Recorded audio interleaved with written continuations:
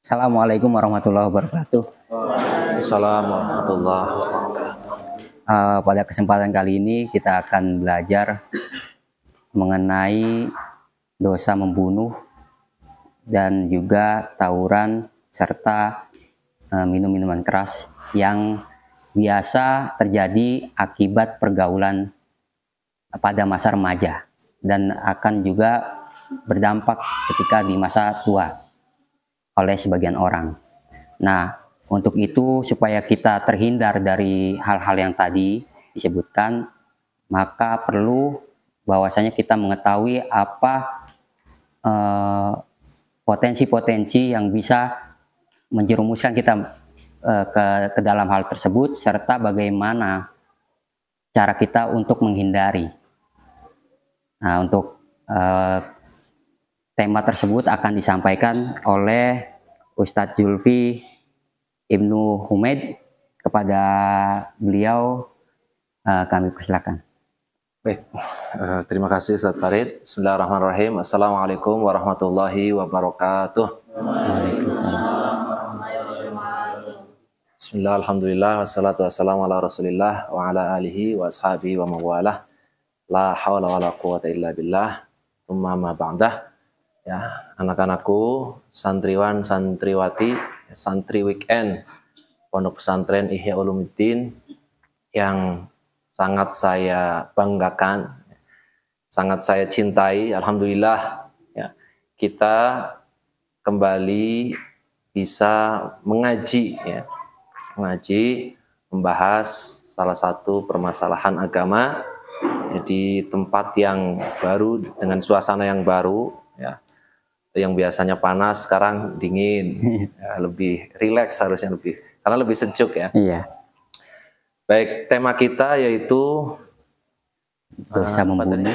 Ya, dosa membunuh, tawuran, kemudian minum-minuman keras, ya. Semua kita tahu bahwa dalam agama Islam, dalam aturan agama kita, agama Islam, itu terdapat perintah dan larangan. Sebagaimana takwa kita kepada Allah Subhanahu wa taala itu juga terdiri dari dua unsur, yaitu pertama, ya, menjalankan perintah Allah, kemudian yang kedua menjauhi larangannya. Ya, jadi ada dua perintah. Yang pertama perintah untuk melakukan sesuatu, melakukan amal soleh, kebaikan. Kemudian yang kedua perintah untuk menjauhkan diri dari hal-hal yang tidak baik, ya, yang dilarang menurut syariat agama Islam. Ya, kalau berbicara tentang tawuran, kemudian membunuh, itu masih ada sangkut pautnya, ya. Iya, korelasi. Korelasi kalau bahasa kerennya itu masih ada korelasinya. Minuman keras juga masih ada korelasinya dengan tawuran, kemudian membunuh. Itu adalah salah satu kegiatan remaja-remaja, ya, masa kini yang sangat negatif, ya. Itu harus kita jauhi, harus kita hindari, ya. Kita harus memegang teguh keimanan kita, memegang teguh apa yang diajarkan oleh Rasulullah SAW. Ya, apalagi kalau kita sedikit mau berpikir tentang bagaimana Al-Quran itu sampai kepada kita saat ini, ya. Kalau kita buka ayat pertama dalam Al-Quran, ya, surat Al-Fatihah ayat pertamanya apa? Bismillahirrahmanirrahim. Itu jelas sekali Allah Subhanahu wa taala itu ingin memperkenalkan zatnya kepada kita semua dengan dua sifat jamalnya Allah Subhanahu wa taala, yaitu Ar-Rahman dan Ar-Rahim, ya. Itu kan ayat pertama. Menurut mazhab kita Imam Syafi'i itu bismillah itu merupakan ayat pertama dari surat Al-Fatihah. Nah, Allah memperkenalkan zatnya dengan Ar-Rahman Ar-Rahim, Bismillahirrahmanirrahim. Dengan nama Allah, kemudian Allah memperkenalkan zatnya dengan sifat Ar-Rahman yang maha pengasih, kemudian diikuti dengan Ar-Rahim yang maha penyayang. Ya, itu menjadi tanda bahwa Allah itu sangat mencintai, kasih sayang, mencintai rahmat untuk semuanya, semua makhluknya. Ya, Itu sebagai pelajaran bagi kita. Kenapa Allah tidak kemudian memperkenalkan zatnya dengan sifat-sifat kegagahannya? Allah kan punya sifat jamal, ya, yang indah-indah, yang baik-baik, kemudian punya sifat jalal, yang serem-serem, yang kegagah-gagahan gitu ya, perkasa. Ustaz, ya, yang perkasa. Kenapa Allah tidak memulai ayat pertama dalam surat Al-Fatihah, ditulis di paling pertama dalam Al-Quran? Kenapa Allah nggak menulis Bismillahirrahmanirrahim misalnya?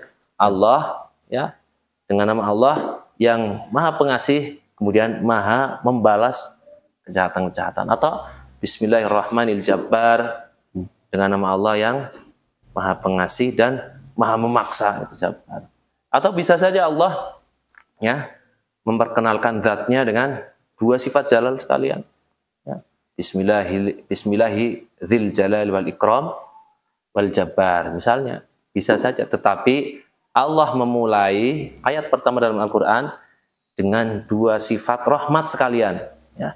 Bismillahirrahmanirrahim. Itu sebagai tanda pembelajaran bagi kita semua bahwa kita makhluknya Allah harus juga berakhlak dengan sifatnya Allah. Takhallaku bi akhlaqillah. Dengan sifat-sifatnya Allah itulah kita harus berakhlak. Yang rahim, ya, mengasihi, saling menyayangi terhadap sesama. Jadi kalau semua makhluk, kalau semua manusia memahami bagaimana Allah itu menginginkan kita di alam dunia ini, ya, untuk beribadah kepada Allah, kemudian bagaimana Allah memperkenalkan zatnya, insya Allah tidak ada lagi orang yang mau menyakiti sesamanya, mau membunuh sesamanya, ya, walaupun mempunyai beda pandangan apapun itu, ya. Insya Allah kalau kita meyakini betul Allah itu Maha Rahman, Maha Rahim, tidak ada lagi yang namanya itu tawuran, bunuh, ya, minum-minuman keras, kesenggol dikit kemudian ribut sampai saling membunuh. Kalau kita lihat berita di televisi itu, berita kriminal banyak sekali. Setiap hari itu ada saja. Ayah membunuh anaknya, ibu membunuh anaknya, anak bunuh ayahnya, dan lain sebagainya. Itu padahal jelas sekali Allah mempunyai sifat rahim. Dan membunuh itu sangat dilarang, ya. Kata Rasulullah SAW dalam sebuah hadis, Rasulullah ketika menjelaskan larangan itu nggak pakai mastata'tum, semampu kalian, tetapi jauhilah apa yang dilarang oleh Rasulullah itu secara mutlak, jauh, beneran jauh, ya. Nah, terus nyoba-nyoba sedikit, kalau minuman keras memang haram, kemudian dicoba sedikit, wah sedikit aja lah, itu nggak ada seperti itu.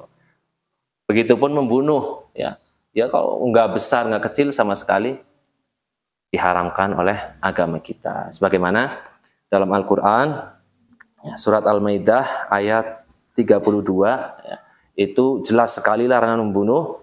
Annahu man qatala nafsan bi ghairi nafsin aw fasadin fil ardi faka'annama qatalan nasa jami'a. Ya. Allah Subhanahu wa taala dalam firman-Nya di ayat ini menerangkan bahwasanya siapapun orangnya yang membunuh manusia, ya, tanpa sebab, ya, sebab ada nanti manusia yang memang boleh dibunuh karena sebab, ya.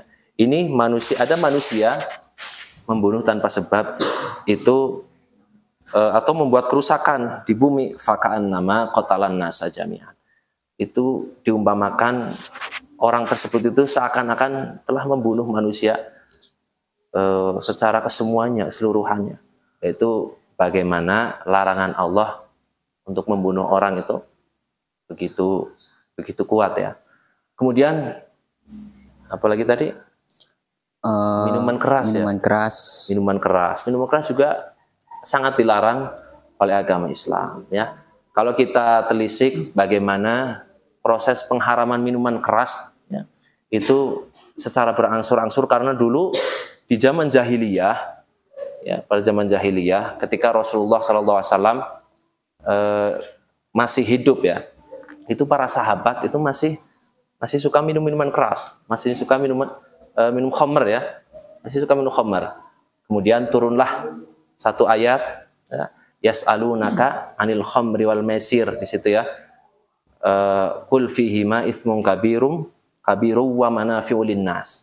Di situ yas'alunaka, mereka bertanya kepada engkau Muhammad tentang khamr dan maisir, judi, khamr dan judi. Kemudian dijelaskan di situ khamr itu ya ada manfaatnya sedikit, tetapi mafsadahnya atau keburukannya itu lebih besar.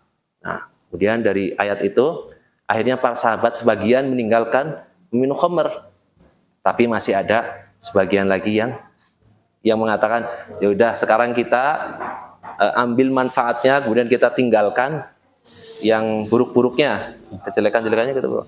Sampai akhirnya kemudian Allah menurunkan wahyu yang lebih tegas ya, yang lebih tegas. Wala taqrabus sholata wa antum sukara.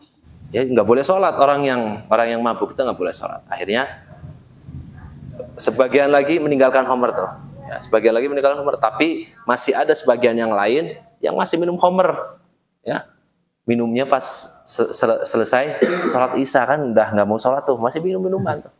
Sampai akhirnya turunlah surat yang mengharamkan secara tegas ya bahwa khamr itu ya rijsun. Ya. Ayat penegasan tentang pengharaman khamr itu, ya ayyuhalladzina amanu innamal khamru wal maisiru wal ansabu wal azlamu rijsun min amali syaitan fajtanibuhu la'allakum tuflihun. Itu ayatnya. Jadi firman Allah, ya ayyuhalladzina amanu, wahai orang-orang yang beriman, innamal khamru wal maisir, sesungguhnya khamr, kemudian judi, wal ansab, kemudian berkurban untuk berhala-berhala, ya. Wal azlam, mengundi nasib melalui anak panah. Jadi orang jahiliyah itu dulu ketika menentukan satu masalah itu pakainya anak panah, dilempar, kemudian mana yang kena, yang baik atau yang buruk nanti mengikuti anak panah itu. Nah, itu adalah rijsun, ya. Sesuatu yang keji, yang buruk, yang jelek, ya, dari perbuatannya syaitan. Fajtanibuhu la'allakum tuflihun. Makanya jauhilah. Kita diperintahkan untuk menjauhi minuman keras, judi dan lain sebagainya lah. Ya, karena salah satu dari maqasidus syariah yang 5, ya, itu adalah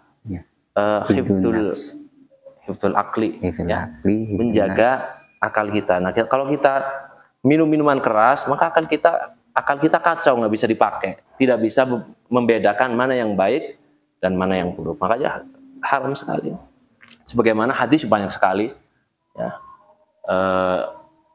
yang mengatakan bahwa khamr atau minuman keras itu adalah sesuatu yang diharamkan. Ya. Kullu khamrin muskirun wa kullu muskirin haramun. Setiap khamr itu memabukkan, dan setiap yang memabukkan adalah sesuatu yang haram.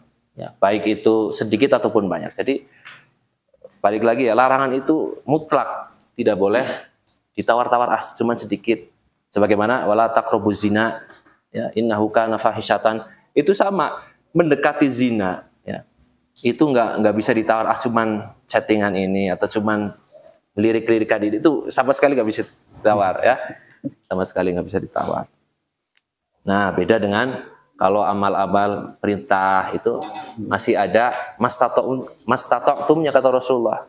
Makanya ketika kita tidak bisa sholat dengan berdiri, itu masih boleh sholat dengan duduk. Karena mastata'tum itu semampu kalian, ya, masih boleh, karena nggak bisa berdiri, sholatnya sambil duduk. Kemudian lagi bepergian, ya, boleh sholat yang 4 rakaat jadi 2 rakaat, ya, dan lain sebagainya lah. Itu saja mungkin, Ustaz Farid, ya. Terima kasih atas penjelasannya. Mungkin dari teman-teman santri sekalian ada yang ingin bertanya atau pusing mendengarkannya. Kalah. Ya, biar mudah saya bikin simpel nih, ya. Tadi yang disampaikan itu secara tidak langsung bahwasanya membunuh itu adalah sesuatu perkara yang tidak sesuai dengan maqasidus syariah dan juga tidak sesuai dengan sifat Allah Subhanahu wa taala yang pertama kali ada di dalam Al-Qur'an, yakni pada surat Al-Fatihah. Maqasidus syariah itu kurang lebih isinya satu, hifduddin, menjaga agama, hifdun nafas, menjaga jiwa, hifdul akli, menjaga pikiran, hifdul mal, menjaga harta, satu lagi hifdul nasl, menjaga keturunan. Nah, semua itu ada korelasinya, ada hubungannya jikalau kita bisa menghindari hal-hal yang telah disampaikan oleh Ustadz Zulfil tadi. Salah satunya adalah sebab utamanya itu ketika hilangnya akal. Salah satu sebab hilangnya akal itu adalah karena kita meminum minuman keras. Ketika orang hilang akal, maka dia bisa melakukan hal-hal yang di luar nalar. Kita lihat di berbagai tayangan di media cetak ataupun internet, di televisi sekalipun, baik nasional maupun swasta, itu kita lihat misalkan seorang anak usia 13 tahun diperkosa oleh anak SD, katakanlah masih kelas 4, berarti usianya kurang lebih berapa? 9 tahun. Dan yang memperkosanya itu bukan satu orang, rame-rame 5. Bahkan yang terakhir anak SMA itu sampai disekap di kalau bahasa sekarang rudal paksa, ya, di rudal paksa oleh berapa orang? 6 orang. Ia di rudal paksa, disekap, nggak dikasih makan, nggak dikasih minum. Hal itu kenapa? Ya karena awalnya mereka itu sebabnya terpengaruh oleh minuman keras tadi. Makanya tadi yang disampaikan secara tidak langsung, meskipun tidak mengatakan ini begini loh, ini begini loh. Tadi itu mencoba menjelaskan ke kita semua bahwasanya hal-hal yang demikian ini yang kita anggap sebagai normal, kita lagi masa muda ini, ya udah supaya kita bisa bergaul, masuk sana, masuk sini, golongan sana, golongan sini. Ya udah kalau misalnya satu golongan nih minum minuman keras, ya udah kita coba aja lah barang dikit. Gitu. Itulah tadi kira-kira seperti itu. Pertama kan kita akan mencoba sedikit. Dari ini biasa, coba lagi. Contoh paling gampang, ngasihnya gampang, rokok. Jili nih, rokok sebatang pertama, terus setengah bungkus, terus sebungkus, padahal dia belum masa produktif untuk mencari uang. Antar karena dia udah kecanduan, akhirnya dia melakukan hal-hal yang di luar hukum Allah seperti mencuri, ya kurang lebih seperti itulah. Nah, mungkin dari situ ada gambaran untuk kalian ingin bertanya sesuatu kepada narasumber, yaitu Ustadz Zulfi.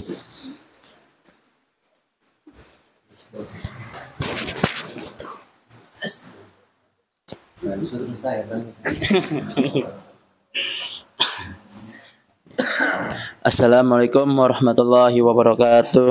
Waalaikumsalam warahmatullahi wabarakatuh. Nama saya Ramli, izin bertanya, bagaimana menurut Pak Ustadz cara untuk mengatasi atau menghindar dari namanya tawuran, minuman keras atau bunuh, langkah untuk mengatasi yang sudah melakukan tersebut? Apakah Allah bisa menerima taubatnya apakah Allah bisa menerima umatnya yang ingin bertaubat? Itu aja.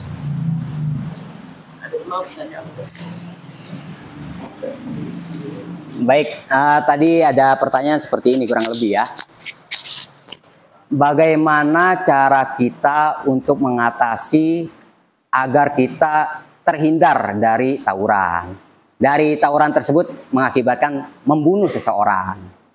Terus bagaimana cara kita mengatasi agar kita terhindar dari minum-minuman keras yang berpotensi untuk melakukan hal-hal kejahatan lainnya. Terus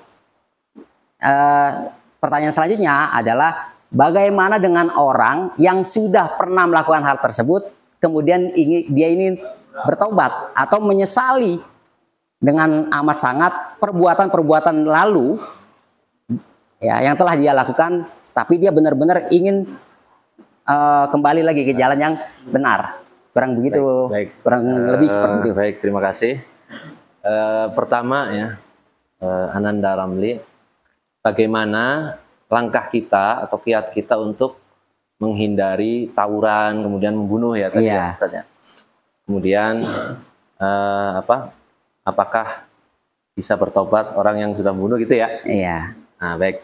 Bagaimana langkah kita supaya kita itu terhindar dari tawuran, membunuh, kemudian terhindar dari hal-hal yang jelek lah, minum-minuman keras dan lain sebagainya. Pertama tentu ya, semua kan kita tahu bahwa semua amal kita di dunia ini itu ada yang mencatat, ya. Baik itu amal yang baik, pasti ada yang mencatat, ya.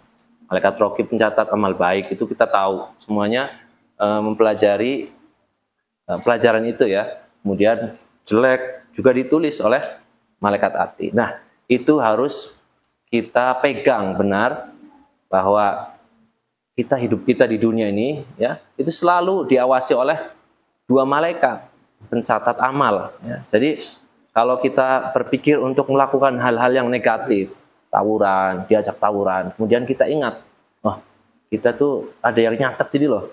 Ya, insya Allah kalau kita yakin itu, kemudian kita takut ya, takut akan hisabnya nanti di hari akhir, di hari kiamat, yaitu kemungkinan nggak jadilah, nggak jadi. Kalau kata Abu Hamid Al-Ghazali itu, bagaimana supaya kita terhindar dari hal-hal buruk ya, kemaksiatan-kemaksiatan, itu membayangkan kita mati ya. Kalau kita mau maksiat, kemudian kita bayangkan kita mati gitu loh, pas lagi maksiat kita mati itu. Nah ya, insya Allah hilang kemauan kita untuk melakukan maksiat. Kita lagi mau minum-minuman keras, lagi mau tawar, kemudian membayangkan, aduh ini kalau saya mati, tiba-tiba mati su'ul khotimah, itu kan resikonya besar. Itu membayangkan bagaimana kita mati. Ya, lagi mau melakukan kejahatan, kemudian bayangin, aduh kalau mati gimana? Ya, sebab nanti mati kita itu menjadi penentu juga apakah husnul khotimah atau su'ul khotimah. Kemudian adapun orang yang sudah terlanjur melakukan hal-hal yang jelek tadi ya, tawuran, sering tawuran misalnya, atau naudzubillah sering minum-minuman keras dan lain sebagainya, hal-hal yang sifatnya itu berdosa ya, dosa kepada Allah, itu apakah bisa diterima taubatnya? Bisa, sangat bisa sekali ya, sebab Allah itu jelas sekali dalam Al-Quran, innallaha yuhibbut tawwabin wa yuhibbul mutatahhirin. Allah itu sangat mencintai hambanya yang pandai bertaubat ya. Yang suka bertobat itu Allah sangat suka. Allah itu suka ya, melihat hamba-hambanya yang bermaksiat kemudian mau bertobat, itu suka. Makanya ya dalam satu ayat Al-Quran itu ada, seandainya ya satu kaum itu baik semua, itu Allah akan ganti dengan kaum yang kadang bermaksiat itu sebenarnya bermaksiat tapi mau bertobat gitu. Jadi ya pasti kalau misalnya kalau tobat kita beneran ya, kita beneran menyesali perbuatan dosa kita, kemudian berazam untuk tidak kembali melakukan dosa-dosa kita ya, kita nangis, memperbanyak istighfar ya, bener niat mau meninggalkan kejelekan-kejelekan, dosa-dosa kita, insya Allah Allah akan menerima tobatnya ya. Makanya dalam Tahrir wa Tanwir ya, Syekh Thahir bin Ashur itu ketika menafsirkan ayat di surat Al-Asr, illal ladzina amanu wa amilus shalihat, kata Syekh Thahir itu, wa min akbaril a'mali shalihat, amal sholihat yang paling bagus pahalanya, paling besar, itu adalah at-taubatu ilallah, at-taubatu ilallah limuqtarifiha. Itu kita tobat pada Allah ya untuk orang yang mengakui dosa-dosanya. Makanya kita itu sudah dinas ya, dinas oleh Rasulullah, Bani Adam itu semuanya khotoun. Orang yang salahnya banyak lah, dosanya banyak. Tapi sebaik-baik orang yang bersalah itu adalah yang mau bertobat. Ya, sekali lagi, kalau kita mempunyai keinginan kuat untuk bertobat, kemudian berazam untuk tidak melakukannya lagi, insya Allah akan menerima tobatnya dan Allah akan mengganti kejelekan-kejelekan kita dengan kebaikan-kebaikan. Kalau kita mengisi setelah tobat itu kita isi dengan kebaikan-kebaikan. Gitu. Yubaddilullahu sayyi'atihim hasanat. Ya. Allah akan mengganti kejelekan-kejelekannya itu dengan kebaikan-kebaikan. Itu kira-kira seperti itu. Ya. Itulah kurang lebih jawaban atas pertanyaan yang ditanyakan tadi. Mungkin ada teman-teman yang lain ingin bertanya terkait hal tawuran, membunuh, dan minum minuman keras. Assalamualaikum warahmatullahi wabarakatuh. Waalaikumsalam warahmatullahi wabarakatuh. Saya Taski, izin bertanya Ustadz. Misal nih kita ada di lingkungan yang pemabuk isinya, terus kita tuh mau bertahan nih di lingkungan itu tanpa mengikuti cara mereka untuk jadi pemabuk. Nah itu bagaimana perilaku kita agar kita tuh bisa bertahan di lingkungan pemabuk itu tanpa kita mengikuti orang tersebut, dan kita tuh biar nggak dianggap soalim atau cupu gitu Ustadz. Karena kan zaman sekarang kalau misalkan kita nggak ikut-ikutan pasti dibilang kayak soalim lo, soal cupu gitu. Iya, iya. Bagaimana tanggapannya Ustadz? Terima kasih.